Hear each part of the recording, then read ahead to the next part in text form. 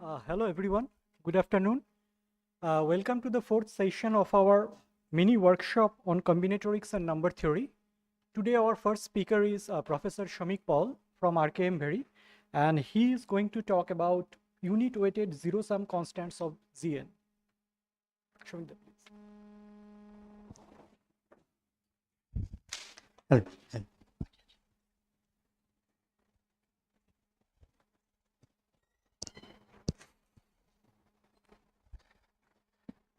Good afternoon, everyone. I thank the organizers for inviting me to give a talk here, and also thanks to everyone for coming to hear my talk.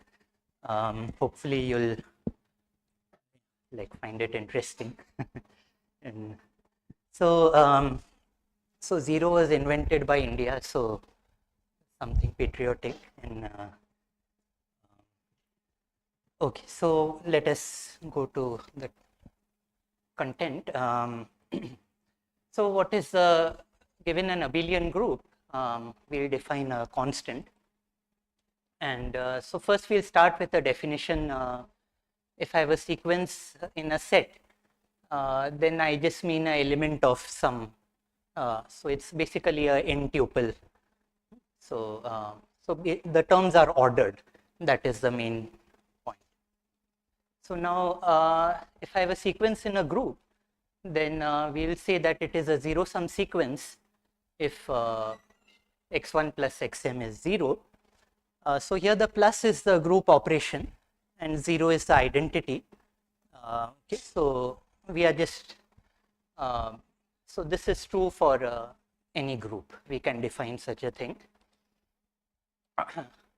So now if G is a group, and then the theorem is that if I take any sequence in G whose length is order of G, then there is a zero sum subsequence. So I can find a subsequence and that will satisfy this condition of zero sum. So basically for the purpose of the talk, you can assume it's an abelian group. Okay, but the thing is, these things are also can be defined for non-abelian groups. So now, if I have a group G, then so we have already seen that if I take the order of G, then there will always be a subsequence. And so we can ask for what is the smallest size I need to take so that I can always guarantee there will be such a subsequence.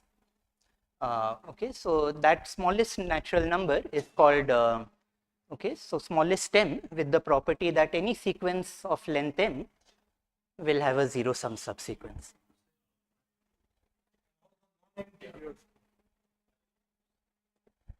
Yeah.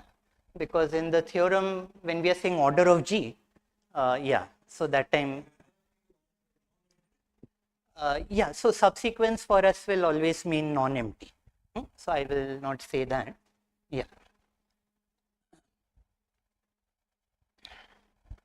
So let us see an example. So right now what we have is an upper bound. That order of G is a upper bound. And let us see an example for actual value. And we will use that later in the talk. So z2 power n, I'm taking the product of z2 n times. We claim that the constant is n plus 1. Okay, and it's a very simple proof. We just need to use one observation that this is, I've used V because I want to link it to vector space. So this is a n-dimensional vector space over Z2. Okay, and also if I add the same vector, right, because the coordinates are 0 or 1, if I add the same coordinates, I'll get 0.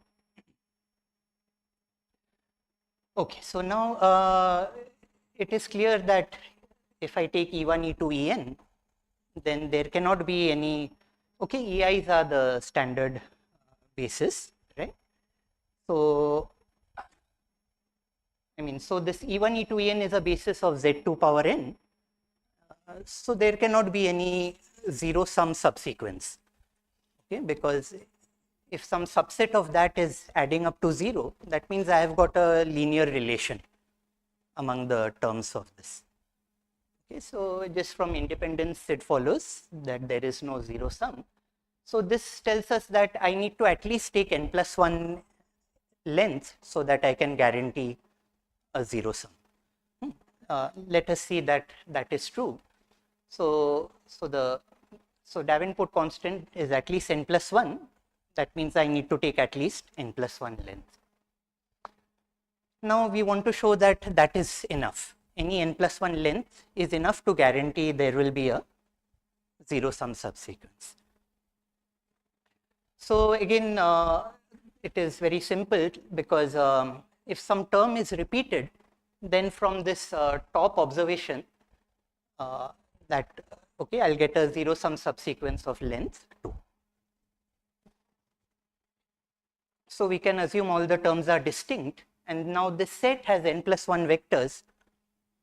Again, that cannot be independent, so some relation is there. But now the coefficients are either 0 or 1.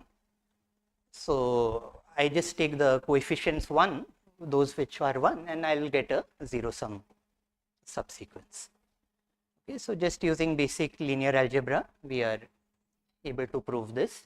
So the Davenport constant is at most n plus 1, and so combining both of these, we will get n plus 1.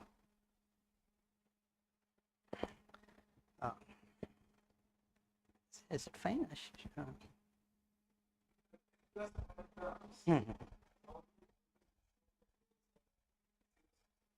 Yeah, so it's a vector space of dimension n, so independent. Yeah.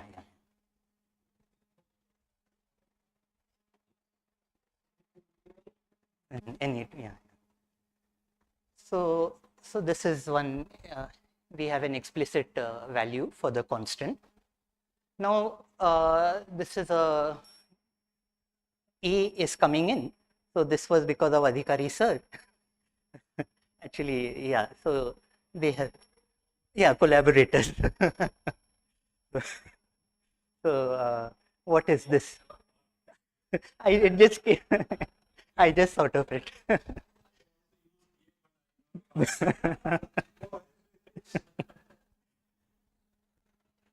So what is this? So here we can define it for any finite R module, and we don't need a commutative ring also. Okay, so I have a ring, I have a module, finite R module, and a subset of the ring. And now a sequence in the module, I will say is a weighted zero sum. So the definition is obvious. So some coefficient, like I can find some coefficients from A such that the linear combination is 0. Okay, so I mean, although the definition is made for a module, but I mean, in so far only for groups, that too for only abelian groups, we have been studying these. Now, what is this constant dA? So that is it is the smallest natural number. So it is like the Davenport constant only, except that this time we want zero sum subsequence, which is also A weighted. We allow some. So in the original, earlier just zero sum was all these AIs are 1, just x1 plus xk is 0. Here we allow some coefficients with them.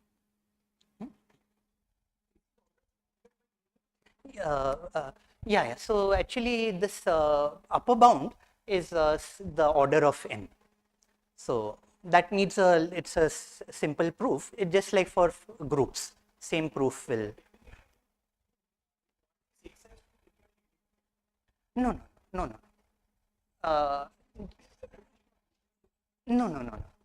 So sequence is just a n tuple.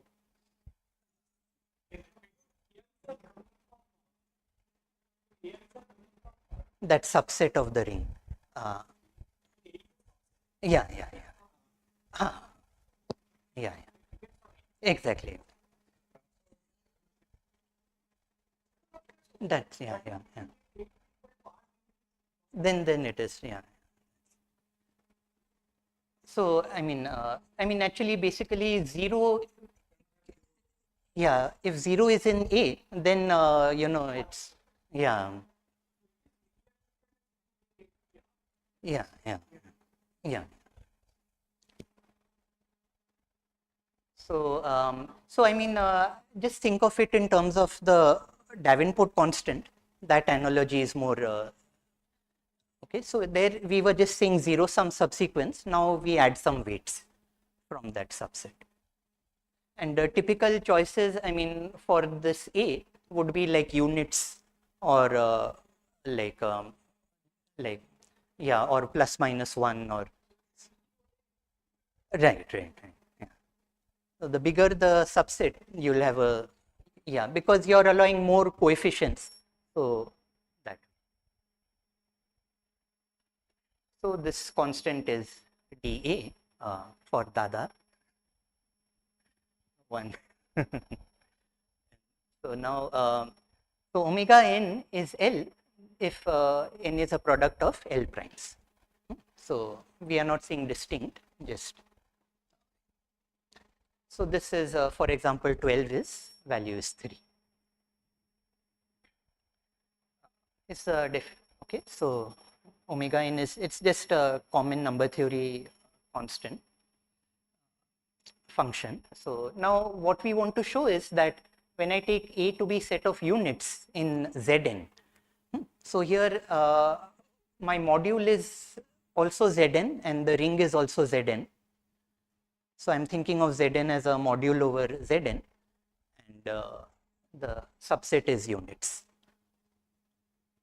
Okay, so so I will decode this definition of what we mean by this. Okay, so I'll decode it. So basically we want to show this, that when I take units it is omega n plus 1. So I mean, for example, just for 12 it would mean that if I take any sequence of length 4 in Z12, right, omega 12 plus 1 is 4, then there will be some unit weighted zero sum subsequence. Okay, that's all we want to prove. Okay, so so now first, when for these constants, the lower bound is easier to do, because if you remember for Z2 power this n, first we showed that E1 En is independent, and so that means at least I need n plus 1 length. So the lower bound, because I just need to give an example for the lower bound, that so much length is not going to work. And then I have to prove that anything bigger than that will work. Okay, so so the lower bound is just needs an example. And so if n is a product of P1, P2, 4 primes, any 4 primes, you look at the sequence 1, P1, P1, P2, P1, P2, P3, and it's okay, little thought will tell you that there will be no zero sum subsequence. So I'll just explain why the whole thing cannot be a zero sum subsequence. Okay, so suppose there is some unit weighted zero sum. Now units means they are all co-prime to all the pi's, right? Anything in Zn, if it is co-prime to n, it will be a unit. So I have some coefficients which are co-prime to the pi's to n basically. So now you take the first, so let us say A1 plus some linear combination of the others. Now A1 is a unit, but all the others are divisible by P1. So that's not possible. And similarly, you can show that any subsequence also will not be true. Okay. I mean, just this is take it as an exercise. The interesting thing is the upper bound. Okay, we'll just come to that. So this shows the lower bound, that because you see the length of this is exactly number of primes, that is omega n. So I need at least omega n plus 1 length. Now we want to show that omega n plus 1 length is enough. Any sequence of that length will Okay, so we take a sequence of length omega n plus 1. We want to show there is a unit weighted zero sum subsequence. Okay, that's all that is left. So now we'll use a notation that largest power of a prime which divides a number, we'll say it's the valuation of that number with respect to the prime. So, okay, so let's just see some examples. So for 12 for the prime 2, I will get power of 2 is 2, which divides 12. Then 27 I get 3 cubed is 27, and 2 power 3 divides 24, largest power. So if I have a prime divisor and R is the largest power of P, now this SP is nothing but I take the same sequence. So I take a sequence in Zn and I look at the terms of the sequence modulo that largest power of the prime. Okay, we'll just see some examples, it will be clear.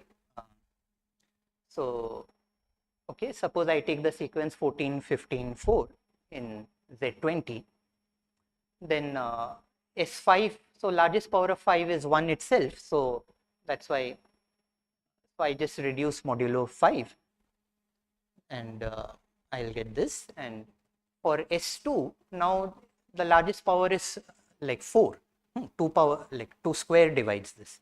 So now I have to take a sequence in Z4.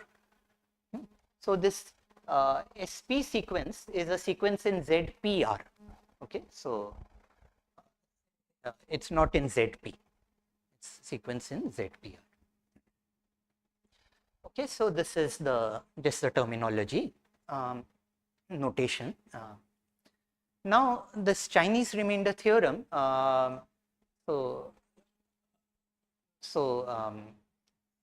what it is saying is if I have a sequence in Zn and I want to see if it is unit weighted zero sum subsequence. So Chinese remainder theorem, just recall what it is saying, that if n is a product of some prime powers, right, then Z mod n is isomorphic to Z mod P1 power R1, Z mod P2 power R2 and so on. And under this isomorphism, the units of Zn will also go to units in, because this is a ring homomorphism, ring isomorphism. So unit over here will also go to a tuple of units. So you see that there is, because I want to look at unit weighted zero sum, so it is same as in each coordinate, if I am able to get a, okay, you think of element of Zn, I am now, the image of that will be a vector, right? 1 in P1 power R1, P2 power R2, I will get a, so those I am calling as the coordinates of that element. So I mean it needs some thinking over, okay, so but it's quite elementary just from basic ring isomorphism. So this thing will follow that for every prime divisor, that means each of the coordinates, I should get a unit weighted zero sum, it should happen in each coordinate. So that is just because of the isomorphism. So so some things like this, if you are not comfortable, just close your ears and don't worry, the rest of the talk will be clear. So now Griffith's lemma, basically, okay, so what this is saying is, so suppose I have a sum like this, a1 x1 ak xk, where these a1 ak are odd. Now if an odd number of these xi's are not divisible by 2, so can this whole thing be a zero sum in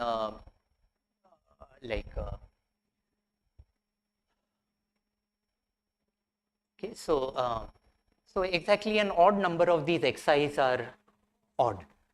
So that means we have an odd number of odd terms. So here, because these A1, AKs are also odd, so that means the sum cannot be 0.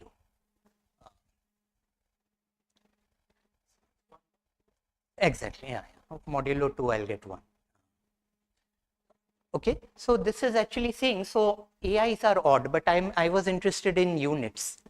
So when will odd numbers be units? So if I have a power of 2, if I take Z mod 2 power something, in that ring, the units are exactly the odd elements. So this is telling us that, okay, this is kind of like a motivation for the lemma. So I will just come to the statement of the lemma, what it is saying. So Griffith's lemma is, so if I have a prime and I have a sequence in a prime power, okay, so the basic like the importance of the Chinese remainder theorem is it called remainder theorem? No, Chinese remainder only, right? Okay, modulo there, yeah. So the usefulness is that we are trying to see a question in Zn, but it allows us to work in Z mod prime powers, because Zn is a product of prime powers, right? So basically, first we want to look at the question for prime powers. So by the way, in this, like usually what happens in talks, like towards the end, it becomes more little difficult, right? So in my talk, it is that difficulty level will be now and then. So if something is difficult, later on it may suddenly become easy. So I mean some other thing. So suppose now we want to give a condition when the sequence is a unit weighted zero sum. So what is the condition? That for every prime power up to r, so p, p squared, p cubed, for all these prime powers, we want that the number of terms which are not divisible by that power, that should be even. So you see in that, in the motivation, we saw that if there are odd number of xi's which are not divisible, so I mean, so like, yeah, I mean this, the proof of this is a little involved. I will, but it is like, I will give the reference. So right now, it just we'll accept this. So for each prime power, the number of terms not divisible by that prime power should be even. That is the condition. Then it is a unit weighted zero sum sequence.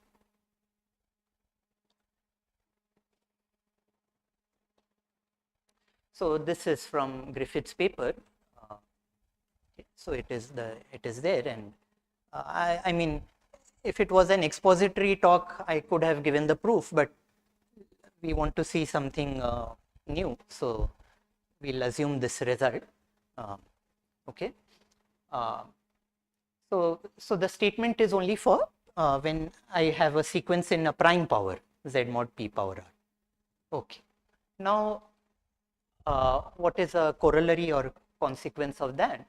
So I'll just write the lemma again. So I have a sequence in p power r, and it's it should be n is now p power r over here. It's so okay. So if for every power of prime, I have even number of terms, not divisible by that.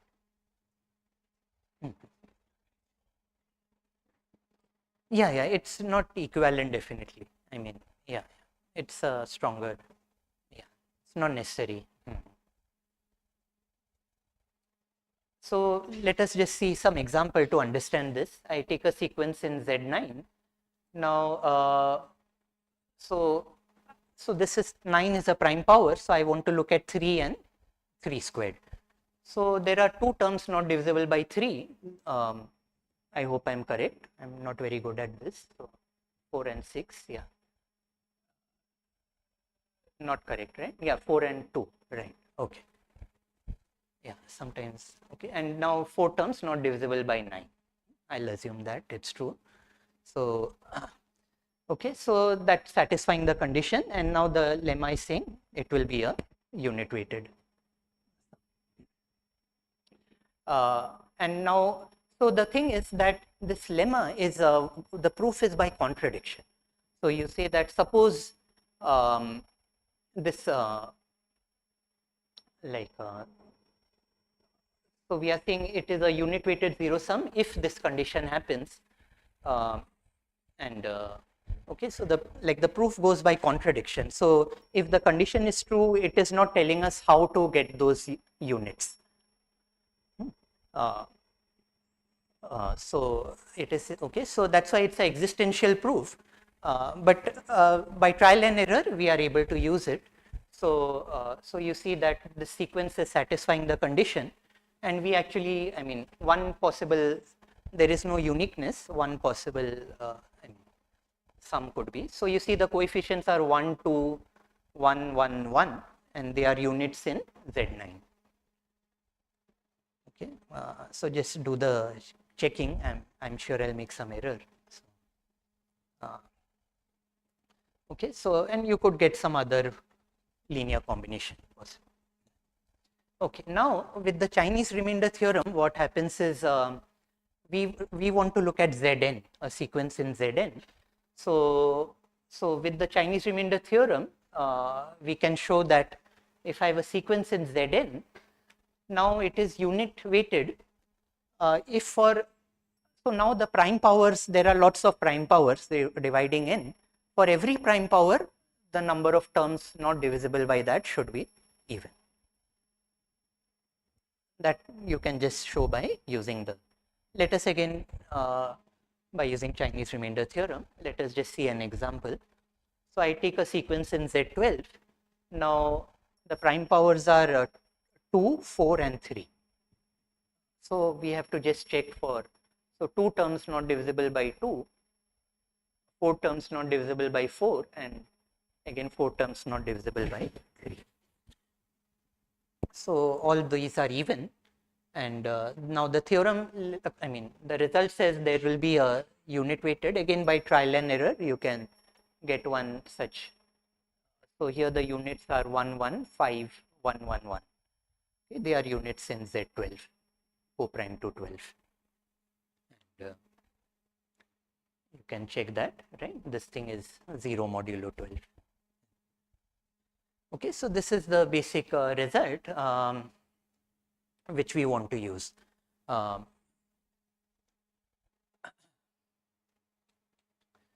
So remember, now we are trying to show the upper bound for this unit weighted.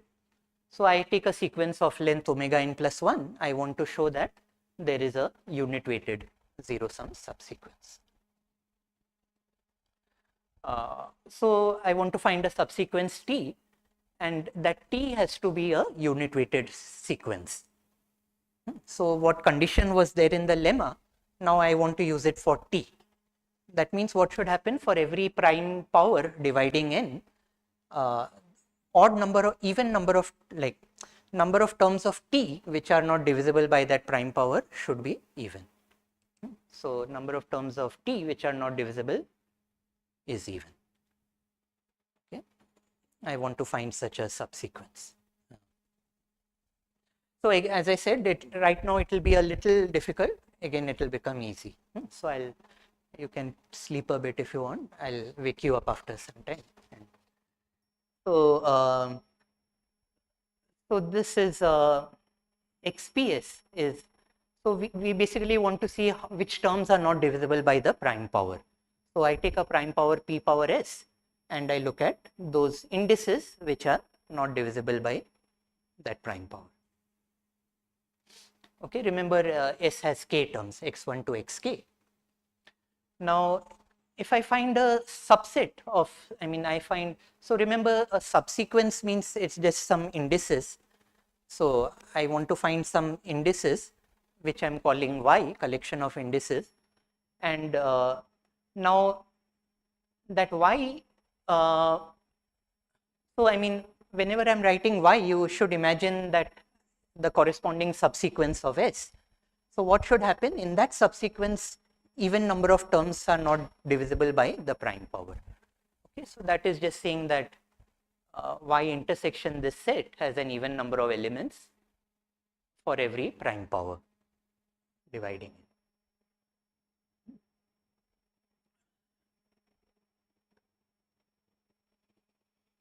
Okay, so so then we just take the corresponding subsequence corresponding to y, and that will satisfy the condition of Griffith's lemma. So the main thing is that how can we find such a subset y? Okay, that is our main goal now. So what we are having is, I have this collection of subsets xps. I mean, for every prime power dividing n, I have a subset of 1 to k, collection of indices, and I want to find another subset y of 1 to k with some property. What is the property? That intersection with all these subsets is even. Okay, so forget everything else. I mean, the basic thing is I have some collection of subsets of 1 to k. So okay, in my notation is that whenever I write close interval 1 to something, I mean integers, natural numbers in that. So I have some collection of subsets of 1 to k, and I want to find another subset which intersects each of these with even number of. That is basically what we want. So that's a combinatorial result. So we have got a sequence of length omega n plus 1, and how many subsets do we get? So how many prime powers are there? So number of prime powers is the same as the sum of the valuations. So suppose p divides n, so with highest power r, then I have p power 1, p power 2 up to p power r. I have r many prime powers, and this is true for every. So I'll get exactly summation p power those powers, and that is just omega n. So I have so many subsets, and those are exactly these XPSs. Okay, so I have basically got omega n many subsets of 1 to k. That is all. And what do I know? XPS, I just recall the definition to remind you that these are subsets of 1 to k. Okay, that's all you keep in mind. And we want a subset y of 1 to k which intersects all of these evenly. Let me just say evenly. Okay. So it's a combinatorial result, and now we will just forget about Zn and all. Okay, what we want to prove is that, so we have some a many subsets of 1 to k, and what is the relation between a and k? So remember this, we had omega n many subsets, and this k was omega n plus 1. So that means I have k is equal to a plus 1. Okay, I have, so this is the easy part now. Okay, so those who are sleeping can wake up. So I have a many subsets of 1 to k, and I want to find another subset, non-empty subset, which intersects them evenly. So that's just a combinatorial result. Okay, so no units, nothing. Very safe. So no Chinese also. So identification with, yeah. So now here comes our Z2k, which we saw in the beginning. We saw the Davenport constant of this. Okay, now we will try to use this. So we want to prove a result about subsets of 1 to k. And now there is a bijection between the set of subsets of 1 to k and Z2 power k. Right? It is just given by, you take a subset and you look at the indicator function of that subset. So okay, so if so I have I'm having 1 to k, right? You think of, I have, so each place I have Z2. Now I'll put 0 or 1 depending on if my subset has that term element of 1 to k. I mean, some of you may have seen this in set theory, that you have a number of subsets of x is 2 power cardinality x. So so examples will make it clear. So I have this 1 to 5, and I take the subset 1, 3, 4. So I will get the vector 1, 0, 1, 1, 0. And now if I take any pair of subsets, then anyway, so so the dot product of these two vectors is 0. Okay, for two subsets I'll get two vectors and the dot product will be 0 if and only if. So when will the dot product be 0? If on I mean non-zero, let us say. So that means both coordinates should be 1. That means that index should be there in both the subsets. So that means exactly the intersection should be even. So we'll see an example. So I take A and B like this, subsets of 1 to 7. So then the corresponding vectors are like this, vectors of length 7, and you see that over here and over here, 4th and 7th place we have 1 1, and so the places where both are 1 are exactly the common in. Okay, it's clear, right? This. So remember why this is useful, because we wanted a subset which intersects evenly, right? So now we can translate that to a dot product. Okay, remember we had a collection of subsets x1 to xa and we wanted y which intersects all of them evenly. So we will now translate it to this. No, now as I said, we'll forget everything about units and all. So I have a collection of A subsets, and that A is K is A plus 1. So yeah, just this.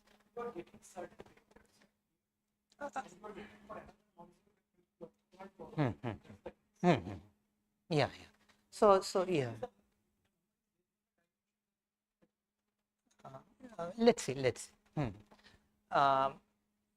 Okay, yeah, just remember here there are only two constants, K and A, subsets, and that is the only thing you have to remember is K is A plus 1, that is all.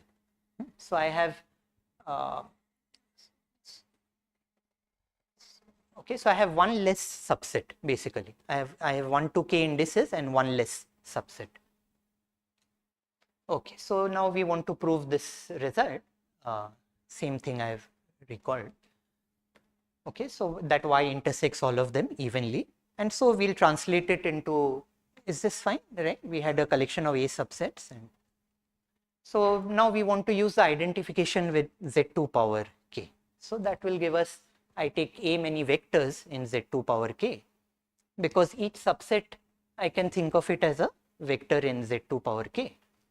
And now I want a, yeah, and remember that number of vectors is 1 less than the dimension. That is the only thing to keep in mind. And then we have a non-zero vector which is perpendicular to all of them. Okay, that's all we want to, because that dot product is same as the cardinality of the intersection. Okay, so just some linear algebra result now. So why will this? So now, yeah, I mean, you can give some linear algebra proof, but let us just see. So what we will do, we will construct a matrix whose rows are the vectors v1 up to va. So remember the number of rows is 1 less than the number of columns, because and now we want a matrix. Sorry, I want a vector u in z power k. I'll think of it as a k cross column vector. Okay, and so we want to look at this. So let us see an example. Okay, just remember that I have number of vectors is 1 less than the dimension. So let us just see an example. So, and here we will see the relation with the Davenport constant. Okay, so I'll take 3 vectors and in z2 power 4. Okay, remember what we want is, we want a vector u which is perpendicular to all these 3 vectors. So I take these 3 vectors as the rows in z2 power 4, and I take this u vector as a column, and then what is the vector pu? P times u will just be this. Okay, this is a very useful thing to remember for matrix multiplication, that whenever you multiply matrix on a column, it is basically a linear combination of the columns. Okay, it's just yeah, you can convince yourself, right? So what do we want? We want x1, x2, x3, x4, which is like, see, we want a U which is perpendicular with all the rows. What does it mean? So matrix multiplication in the other way would be like first row into first column, second row into first, right? That means all those should be 0. So P times U should be actually 0. We want vector U such that P times U is 0. Okay. So can you see now why such a vector will always exist? So remember these, now we have the columns, let us focus on the columns. They are now vectors in Z2 cubed. The rows are vectors in Z2 power 4, but the columns are in Z2 cubed. And we have got four of them, which is more than the dimension, right? So either there are two columns which are equal, in which case their sum is 0. Otherwise, because of linear dependence, we will get some. Okay, so that means, so the columns are linearly dependent, and we can find so we can find some columns whose sum is 0, because here the coefficients are only 0 or 1. So Z2. So sum is 0, and then that means we are done. We have got a vector U, non-zero vector, whose P times U is 0. That means perpendicular with all the rows. Okay, and so the proof is over, and I have not really used Davenport constant, but you see the same idea we had used, that to say that Davenport constant was a plus 1. We took a plus 1 vectors in Z2 power a and said, so I mean that is kind of in the background.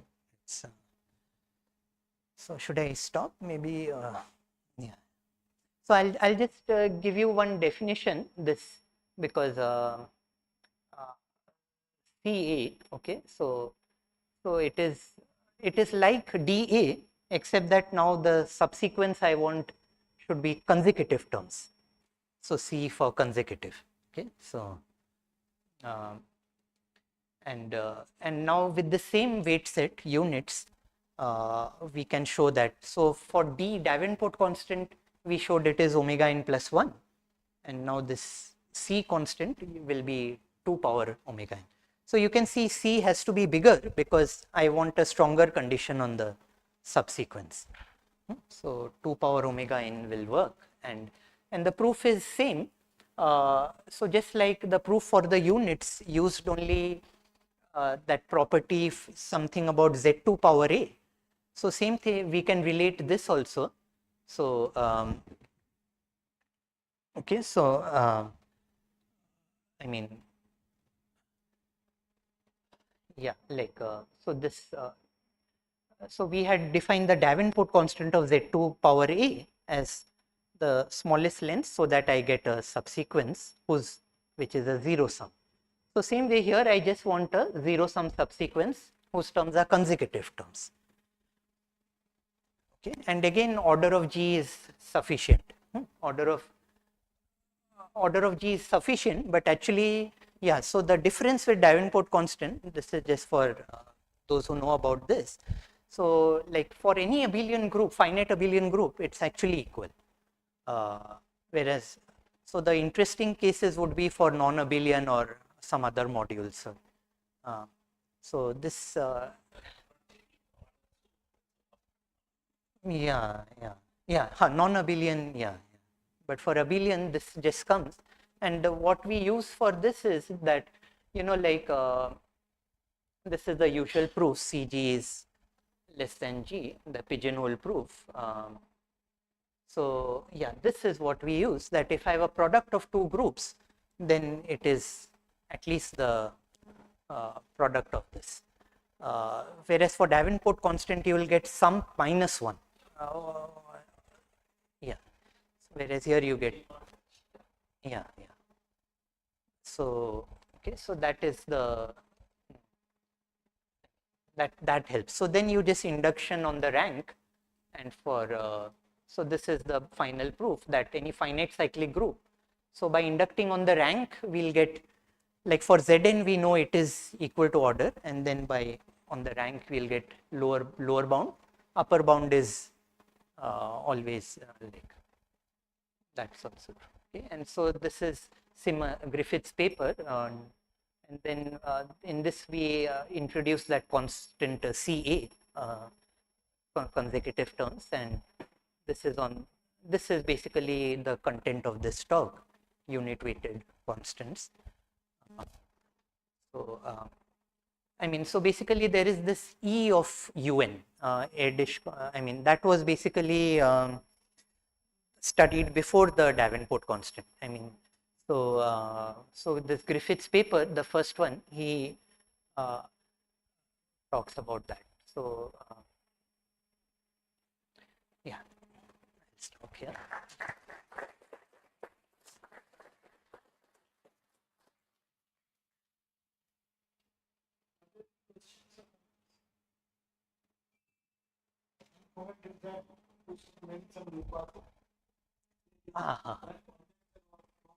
हाँ, अच्छा अच्छा अच्छा, हाँ, Griffiths, yeah, yeah, yeah, yeah, Luca also, yeah, yeah, yeah. His proof looked more complicated. That was the, yeah. Hmm.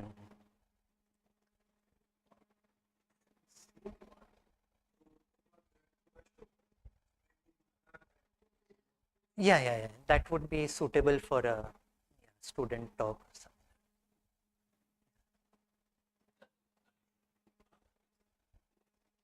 Yeah, yeah. Actually, like there is this Carmichael numbers you have heard of. So, I mean, so this they wanted to show there are infinitely many Carmichael numbers, Pomerance and Granville, Alford Granville. So that time they, yeah, somehow this comes in that.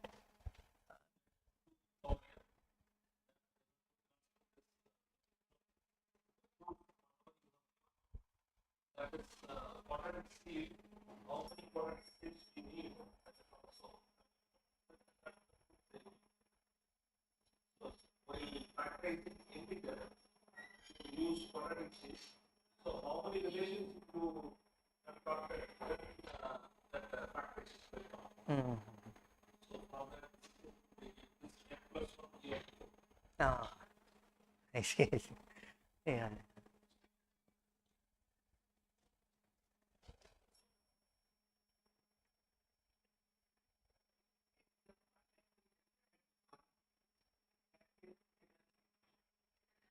And so the thing is, like this upper bound, I mean, you know, like that proof which I skipped over, it is actually very simple proof. This one, or upper bound is, so module is also like abelian group under addition. So the order of the module is an upper bound.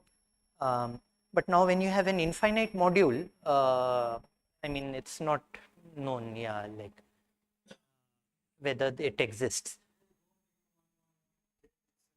No, no. So certain modules, of course, it will not, but whether there are some, in, yeah, yeah, hmm.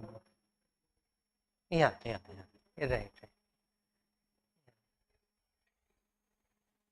Yeah, yeah, still. You take Z only, you know, Z is, uh, yeah, Q mod Z or something.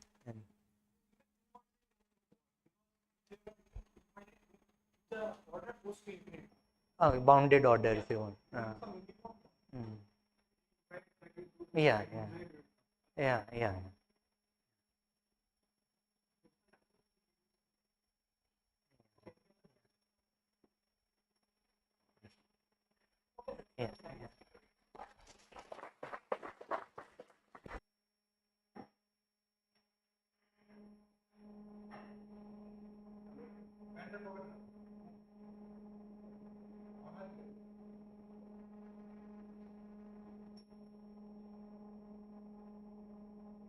Thank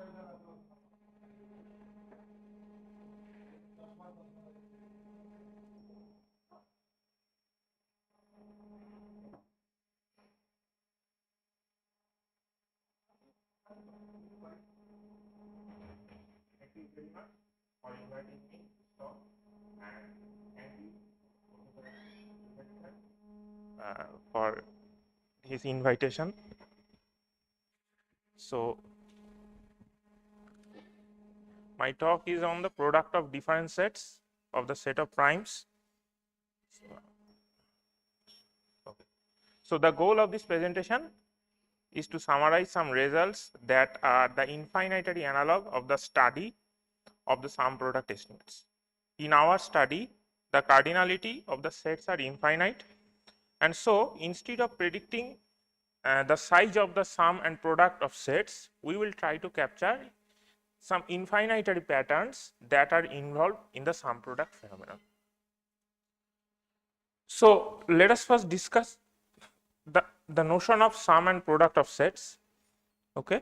So, for any two subset A and B, define A plus B, A minus B, and A dot B as follows. So, A plus B means small a plus small b, where small a is coming from the set A and small b coming from the set B. Similarly, you can define A minus B and A dot B. So, this is the long-standing open problem of Erdos and Zamarizzi. They conjecture that if A is a subset of Z or R, it is a finite set, then for every epsilon greater than 0, we should have cardinality of A plus cardinality of A dot A is much bigger than cardinality of A to the power 2 minus epsilon. Though the best known upper bound is due to Konigsson and Skedrov is the following. Cardinality A to the power 4 by 3 plus C, where C is less than 5 by 9813. But we will not study this kind of estimates. Instead of that, we will consider the set is infinite. So, this kind of problem was initiated by Alexander Fish in 2017. He asked a question: what happens if we take an infinite set E, subset of Z, then how much structure does the set E minus E dot E minus E possesses? Okay. So, that means this is a product of two sets. So, you are taking E minus E and then E minus E, and then you are taking the product of E minus E. So, elements are looks like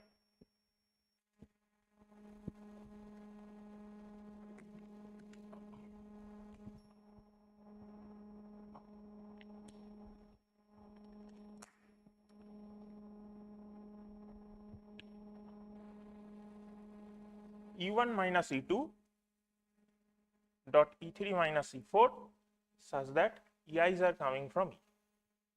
This is the set. Okay. কাজ করছে না. Oh, it's not working. Oh. So, this is the set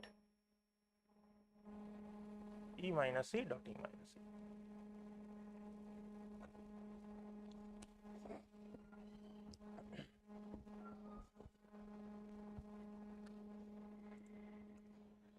But what to do before we discuss some recent advances, we have to recall some fundamental concepts from ergodic Ramsey theory.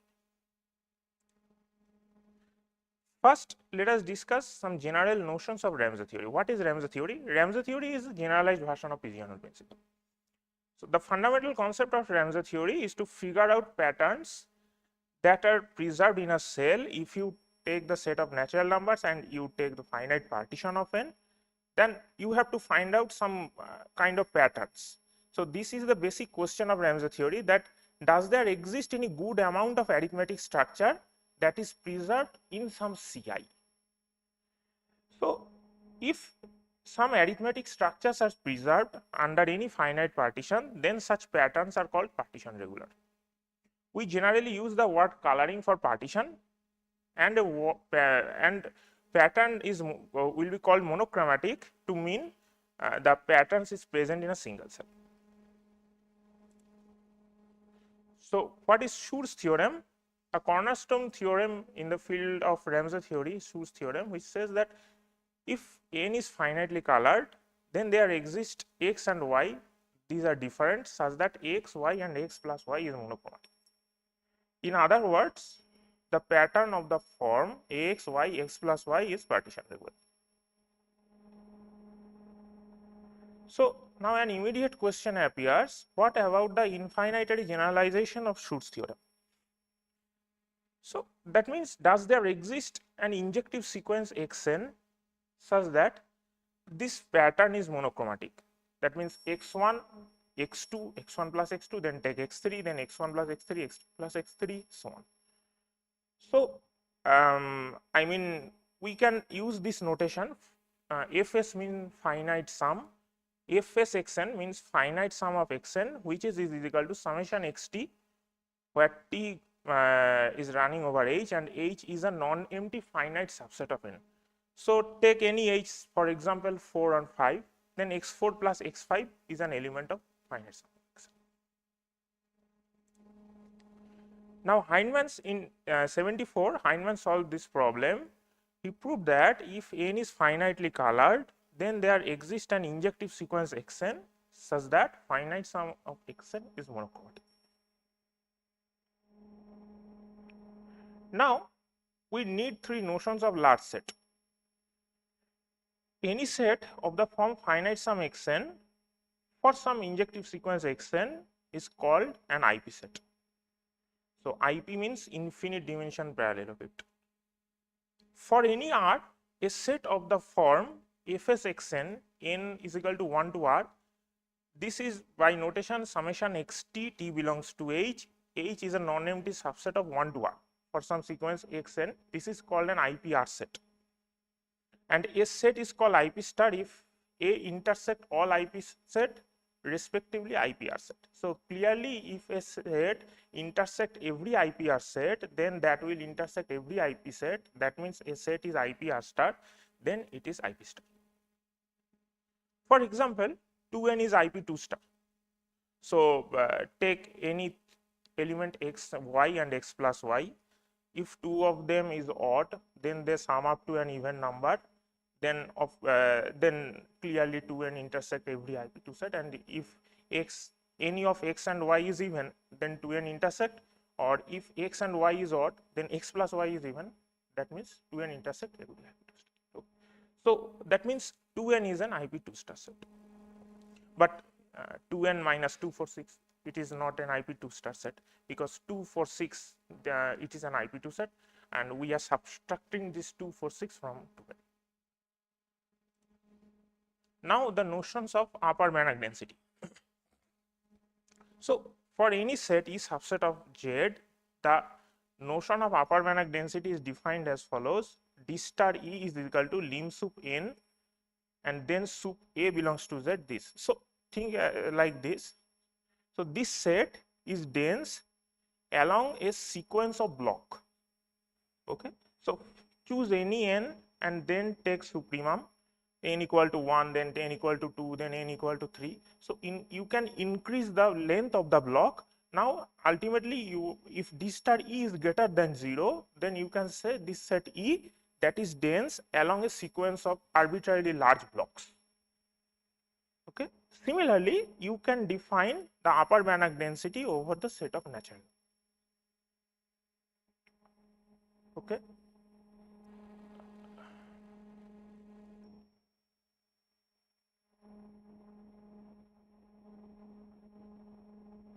Now, in 2017, Zorklund and Fish proved that if you choose any three set A, B, C of subsets of Z with positive upper Banach density, then there exists K, of course belongs to Z, that is greater or equal to 1 such that K dot Z is contained in this set. So what is the set actually?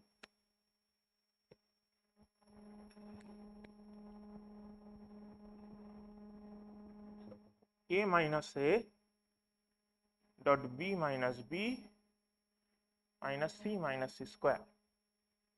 this is nothing but a1 minus a2 dot b1 minus b2 minus c1 minus c2 square. So such that ai this belongs to a, bi belongs to b, ci belongs to c. So this set will contain some k dot set. It was the first theorem in this direction. Okay. So later Fish improved this result and proved that for any two set A and B with positive upper Banach density, there exists k such that A minus A dot B minus B contains kz. That means Fish later removed this part. Okay. So our aim is to prove an analogous version of Fish theorem over the set of primes.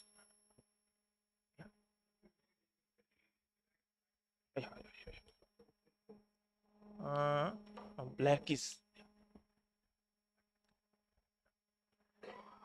so our motivation is to prove Fish theorem over the set of primes.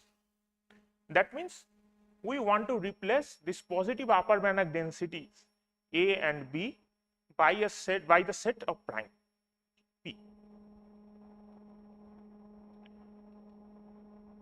So let us first recall some notions from basic ergodic theory.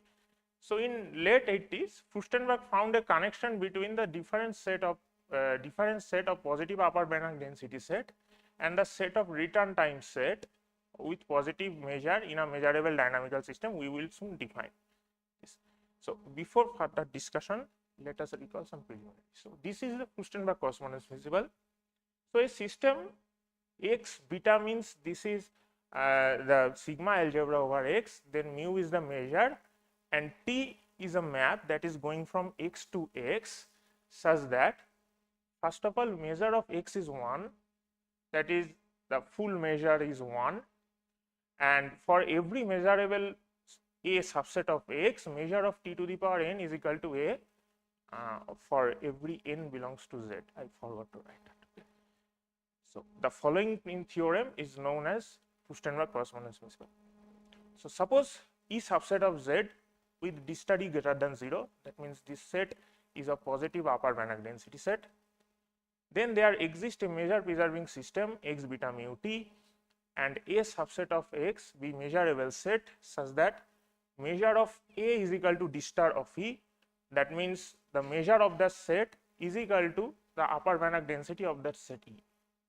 And for any n1, n2, nl belongs to z, you can choose L belongs to n, no problem. We have measure of this quantity is equal to upper Banach density of that set.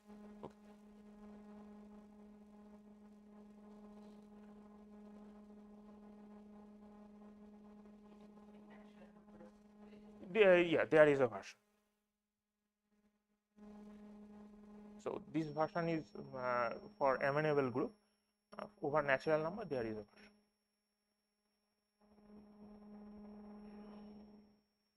So over natural number actually measure of t to the power minus na is equal to a, but over the group you can choose n belongs to z. So this theorem actually converts a problem of additive combinatorics in the language of ergodic theory. Now let us come to our point. So suppose x beta mu t, this is a measure preserving system, and a subset of x is a measurable set. Denote Ra, the set of return times is defined by Ra is equal to those n belongs to z such that measure of A intersection t to the power minus a that is greater than 0. Now if measure of A greater than 0, then of course Ra is non-empty. Why? Because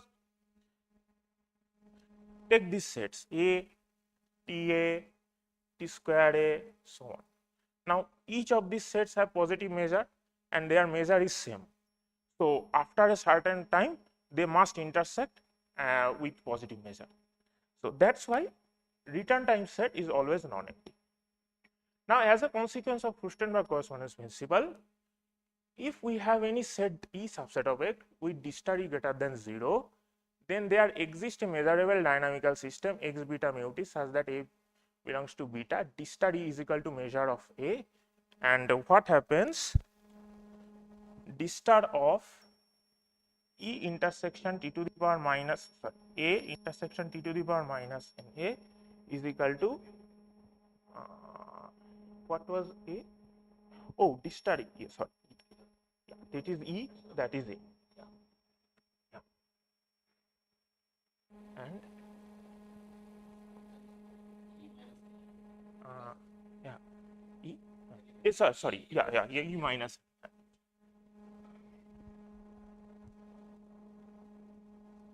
That means if n is belongs to RA, that n is belongs to E minus E. So that means return time set is a subset of E minus E. That is the key point, how you can convert a typical, I mean, sum set problem in the language of elliptic theory.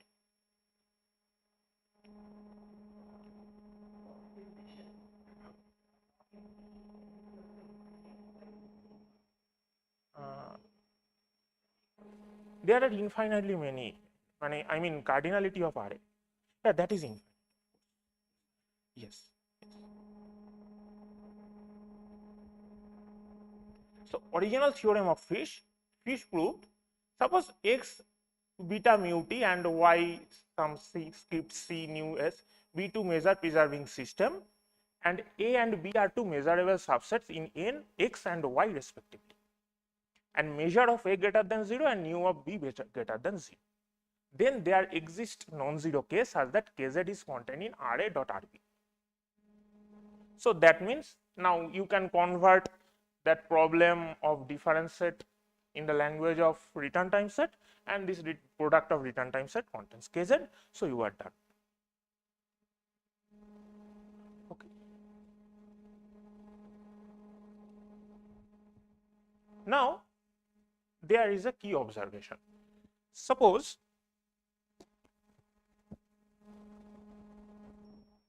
how this return time set is related to the Ramsey theoretic large sets.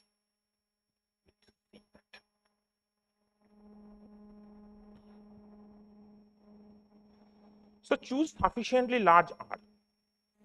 Okay, so R is sufficiently large. This R is nothing but okay. First, suppose E subset of Z with D star E greater than 0, and take this R as 1 by measure of A plus 1, where A is coming from Furstenberg correspondence principle. Okay. Now consider any sequence xn, n equal to 1 to R. Now look, take A, then tx1 A, then tx1 plus x2 A dot dot dot t x1 plus 1 plus x at A. So if R is large, then at least two of them will intersect with positive measure. That means measure of A intersection t to the power sum from xi to xj A, that is greater than 0. But this is again, this quantity is in the return time set of RA. That means this quantity is in the difference set of E. That means for sufficiently large R, this E minus E intersects every set of the form E minus E intersects every set of the form n is equal to 1. So in other words, E minus E is an IP R star set. Okay. Now let us come to the difference of prime. So in 1905, I am not an expert of prime numbers. So in 1905, Maillet conjectured that every even number is the difference of two primes. So recently Zhang proved that there exists an even number not more than 7 into 10 to the power 7, which can be expressed in infinitely many ways as the difference of two primes. Soon after, Maynard tau reduced this 600 and the latest bound is 246 in the polymath project. Now in 2017, Wen Huang and Xiaosheng Wu, they used Maynard's theorem and some combinatorial arguments, and they were able to show that this different set of primes is actually an IPR star set. So now there is a similarity between different set of primes and different set of positive upper Banach density, that both are IPR star set for some large R. So we know this now. So what should be the Fish theorem over primes? So this is an abstract formulation. So let A and B are two sets. A is an IPR star set for some R, and B is an IP star set, that is, much thinner set. Then there exists an infinite set C such that C dot n is containing A dot B. We will prove this result. So as a consequence, P minus P dot P minus P contains C dot n, because P minus P is an IPR star set. And of course, Fish theorem also follows from this theorem.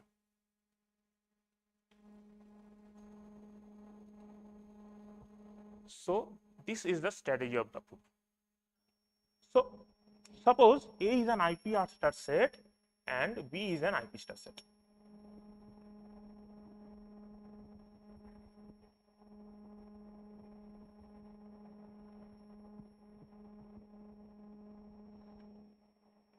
So let D is equal to finite sum of 1 to R. Okay. Now choose any x from the set of N, and then what happens? A is an IPR star set, so A must intersect this set x, 2x, so on Rx. That means for each x belongs to N, there exists alpha x belongs to D such that x dot alpha x is in A. Okay. Now, if B is an IP star set, then N dot B is an IP star set. Why? So we have to prove that N dot B intersect every IP set yn n equal to 1 to infinity. We have to prove this. Now use pigeonhole principle, and you can extract a subset of this set which looks like finite sum of M. Okay. N.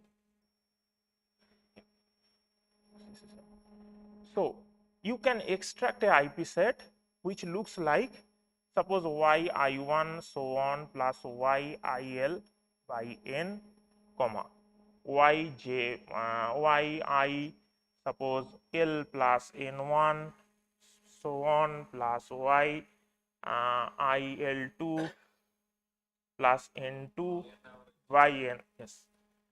Now this will form an IP set, and B intersect this one, that means N in dot B intersect this one. So that means if B is an IP star set, N dot B is always an IP star set. Now the third fact is that if you take finitely many IP star set, this finitely many IP star set intersects, and that intersection is again an IP star set. But I cannot discuss the proof, that uses theory of ultrafilter technique. So you have to assume this result right now. Okay. Now we will conclude the proof.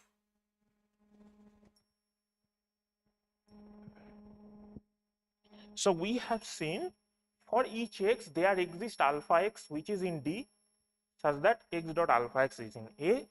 Now alpha x runs over D, that means for y belongs to D, y dot B, this is again an IP star set, and intersection B, this is also an IP star set. Now let us call this set C and choose any small c belongs to this. That means C by alpha x belongs to B for every alpha x belongs to, for all alpha x, for all alpha x. That means x dot alpha x dot c by alpha x, this belongs to A dot B. That means C dot A. So, in other words, C dot n is contained in A dot B. Now, so let us skip these 3 slides.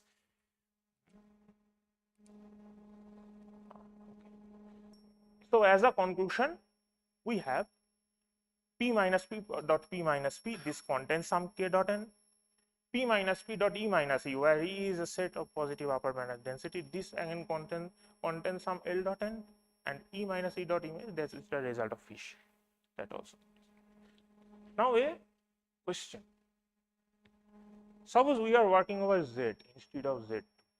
So in a similar fashion, you can define IP star set over Z2. So in his paper, Fish actually asked one question, but that is a reformulation of his question. So suppose A is an IP star set over Z2. Now the question is, does there exist K belongs to Z such that Kz is contained in A dot B, such that A comma B is in A? So actually using modern techniques of ergodic theory, people could not solve this question. That is beyond the scope of ergodic theory. So this we don't. But surprisingly, Fish was able to prove, if you are working over Z cube and you choose a set A P and IP star set over Z cube, then A dot B minus C square such that A comma B comma C belongs to A, this contains Kz.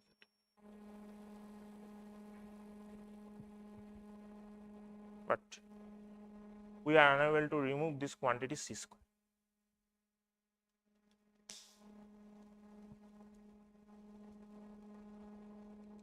So thank you. I finished earlier. Yeah.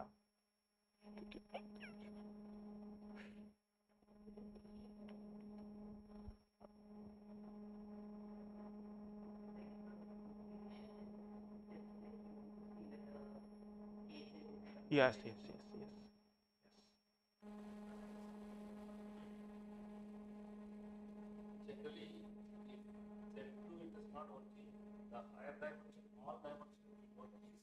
Easy.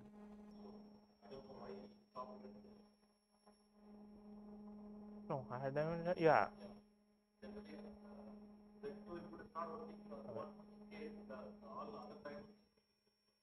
I see.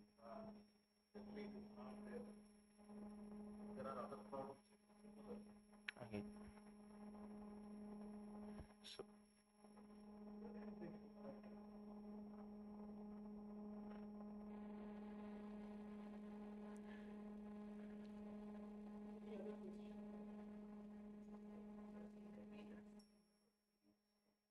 the proof of Huang and Yu, yeah, they use.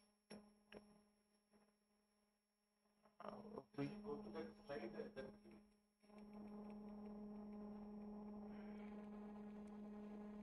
yeah. Is it? Actually, they were able to show that R is less or equal to 721.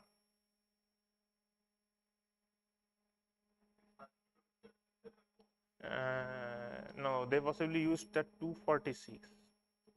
Possibly, yeah. I forget their proof, but that proof is entirely combinatorial.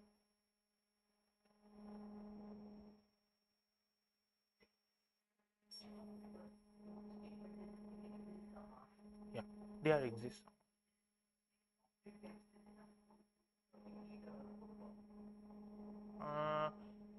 Actually, we don't need bound for our study. Existence is sufficient.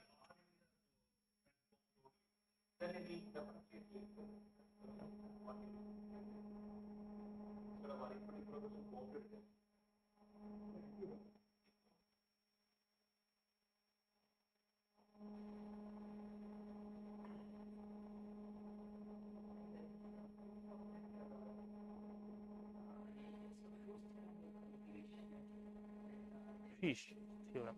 Fish theorem. Schur's theorem, yeah. That is the motivation of Ramsey theory, yeah, beginning. IP. So Schur, then Heinemann, then IP, then IP star, then IPR star.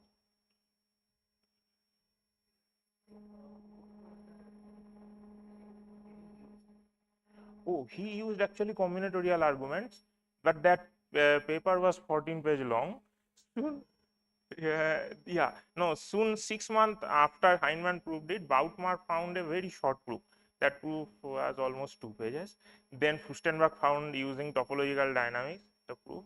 And then at the same time of Heinemann, Gelvin and Glaser found an ultrafilter proof. So that was the starting point of the theory of ultrafilters. But till 1990, that theory was not developed. In 1992, there was a groundbreaking paper due to Bergelson and Heinemann.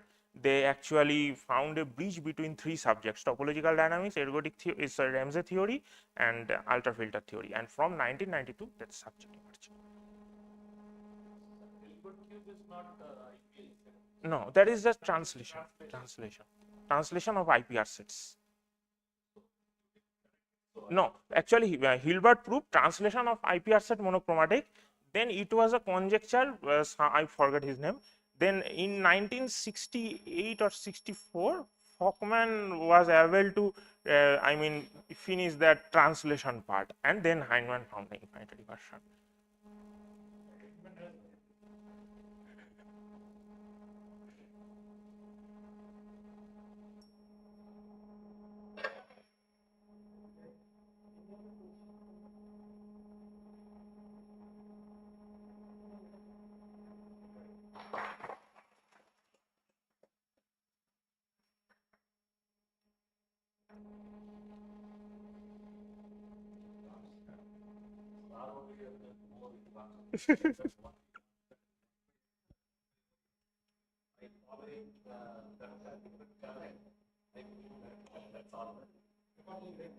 But I learned all, but